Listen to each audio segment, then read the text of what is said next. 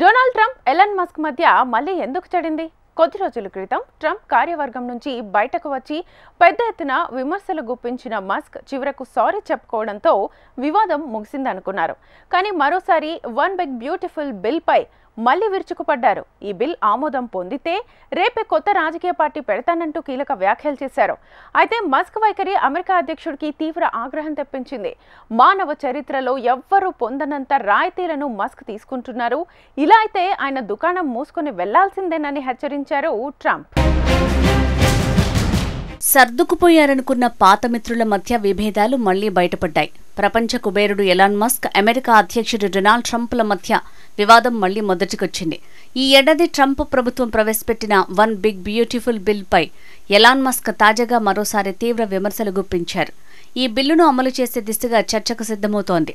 July 4 స్వాతంత్ర్య దినోత్సవానికి ముందు ఆమోదించాలనే లక్ష్యంతో రిపబ్లికన్లు వేగంగా ముందుకు సాగుతున్నారు. ట్రంప్ ప్రభుత్వం ఇందుకోసం 1000 పేజీల ప్రతిపాదనను సిద్ధం చేసింది. ఈ బిల్లులో సరిహద్దు భద్రత, రక్షణ, శక్తి ఉత్పత్తికి భారీ ఖర్చులు ప్రతిపాదించబడ్డాయి. అయితే ఆరోగ్య సంరక్షణ, పోషకాహార కార్యక్రమాలపై ఖర్చులను తగ్గించనున్నారు. అమెరికా కాంగ్రెస్ బడ్జెట్ కార్యాలయ అంచనా ప్రకారం ఈ బిల్లు వచ్చే దశాబ్దంలో దాదాపు $3.3 ట్రిలియన్ లోటును కలిగించనుంది. వన్ బిగ్ బ్యూటిఫుల్ బిల్ గత నెలలో హౌస్ ఆఫ్ ది రిప్రజెంటేటివ్స్ తక్కువ మెజారిటీతో ఆమోదించింది. ఇప్పుడు సెనెట్లో ఆమోదం పొందింది. తీవ్ర ఉత్కంఠ మధ్య సాగిన ఈ ఓటింగ్లో 51-49 తేడాతో బిల్లుకు ఆమోదం లభించింది. ఈ క్రమంలో డెమోక్రాట్లందరూ దీన్ని తీవ్రంగా వ్యతిరేకించారు. ఇక సెనెట్లో బిల్లుకు ఆమోదం లభించడంపై ట్రంప్ హర్షం వ్యక్తం చేశారు. ఇది గొప్ప విజయమని ట్రూత్ సోషల్లో రాసుకొచ్చారు. బిల్లుకు ఆమోదం తెలిపిన రిపబ్లికన్లకు ధన్యవాదాలు తెలిపారు. వారు లేకపోతే ఇది సాధ్యం కాదన్నారు. వారు నిజంగా దేశాన్ని ప్రేమించే వ్యక్తులని, అమెరికా అధ్యక్షుడిగా తనకు ఇప్పుడు గర్వంగా ఉందన్నారు.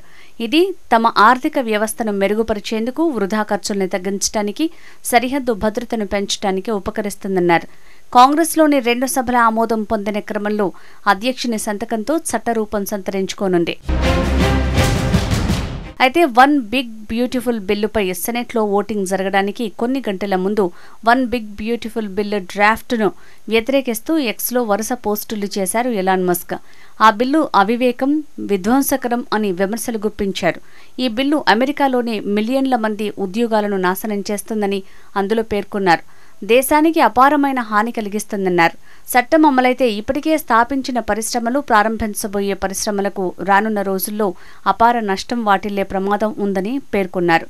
పోస్టులో ఈ బిల్లు రిపబ్లికన్ల రాజకీయ ఆత్మహత్యగా పేర్కొంటూ నిర్వహించిన పోల్ని కూడా ఆయన ప్రస్తావించారు. ఇది రుణ పరిమితిని $5 ట్రిలియన్ పెంచుతుందని తెలిపారు. ఖర్చులను తగ్గిస్తామని చెప్పిన రిపబ్లికన్ నాయకులు ఇప్పుడు భారీ ఖర్చులకు మద్దతు ఇస్తున్నారు అని విమర్శలు గుప్పించారు ఎలాన్ మస్క్. ఈ బిల్లుతో జరిగే పిచ్చి ఖర్చు స్పష్టంగా చూపిస్తోంది. అది దేశపు అప్పు పరిమితిని రికార్డు స్థాయిలో $5 ట్రిలియన్ వరకు పెంచుతోంది. రిపబ్లికన్లు ట్రంప్ 2వ పదవీ కాలానికి కీలకమైన ఈ బిల్లును ఆమోదించేందుకు ప్రయత్నిస్తున్నారు.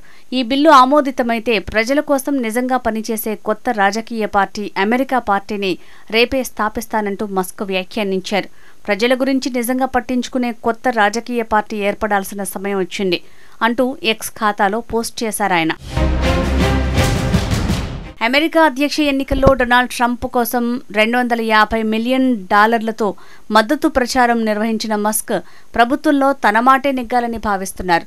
ఈ క్రమంలో వన్ బిగ్ బ్యూటిఫుల్ బిల్ పై తన వ్యతిరేకతను బాహాటంగానే చాటుకుంటున్నారు. ఇంతకు ముందు కూడా హౌస్లో ప్రవేశపెట్టినప్పుడు మస్క్ ఈ బిల్లును వ్యతిరేకించారు. ఆ బిల్లుకు ఆమోదం లభించడంతో టెస్లా విలువ భారీగా పతనమైంది. నాటి నుంచి గత అమెరికా అధ్యక్షుడు డొనాల్డ్ ట్రంప్, ఎలాన్ మస్క్ల మధ్య వైరం మొదలైంది. దుబారా ఖర్చుల్ని తగ్గించేందుకు అమెరికా ప్రభుత్వం ఏర్పాటు చేసిన department of government efficiency DOGE సారథ్య బాధ్యతల నుంచి తప్పుకున్నారు. ఆ తర్వాత వరుసగా విమర్శలు, ప్రతి విమర్శలు. ఒకానొక దశలో నేను ప్రచారం చేయకపోతే రిపబ్లికన్ అధికారంలోకి వచ్చేదే కాదని వ్యాఖ్యానించారు. ఎప్సిటోన్ ఫైళ్లలో ట్రంప్ ఉన్నారంటూ బాంబు పేల్చారు. డొనాల్డ్ ట్రంప్ సైతం ఎలాన్ మస్క్పై అదే స్థాయిలో ప్రతి విమర్శలు చేశారు. మస్క్ తీరు ఇలాగే కొనసాగితే ఆయన వ్యాపారాలకు ఉపయోగపడే ప్రభుత్వ కాంట్రాక్టులకు, రాయితీలకు కోత వేస్తానని హెచ్చరించారు. ఆ తర్వాత ఉన్నట్టుండి ఏమైందో ఏమో, ట్రంప్పై తాను చేసిన వ్యాఖ్యలకు మస్క్ క్షమాపణలు చెప్పారు. తాను చేసిన వ్యాఖ్యలకు పశ్చాత్తాపం చెందుతున్నట్లు పోస్టు పెట్టడంతో వివాదం ముగిసింది. ఇప్పుడు అనూహ్యంగా మళ్లీ బిగ్ బ్యూటిఫుల్ బిల్లును వ్యతిరేకిస్తూ కామెంట్లు పెట్టారు మస్క్. అయినప్పటికీ మస్క్ చాలా అద్భుతమైన వ్యక్తి అని ట్రంప్ ప్రశంసించారు. ఈ మధ్య మస్క్తో పెద్దగా మాట్లాడలేదని, కానీ మస్క్ తెలివైన వ్యక్తి అని కితాబిచ్చారు. ప్రభుత్వానికి సంబంధించిన వివిధ విషయాల్లో ఆయన బాగా పనిచేశారని అన్నారు. కాగా ఎలాన్ మస్క్ మరోసారి వన్ బిగ్ బ్యూటిఫుల్ బిల్ మీద విరుచుకుపడటంతో అధ్యక్ష భవనం నుంచైతే తీవ్ర స్థాయిలో ప్రతిస్పందన వ్యక్తమైంది. మస్క్ ఆరోపణలపై స్పందిస్తూ ట్రూత్లో పోస్టు పెట్టారు. కొన్నాళ్ల క్రితం వరకు అధ్యక్షునిగా నాకు అతడు బలమైన మద్దతు ఇచ్చారు.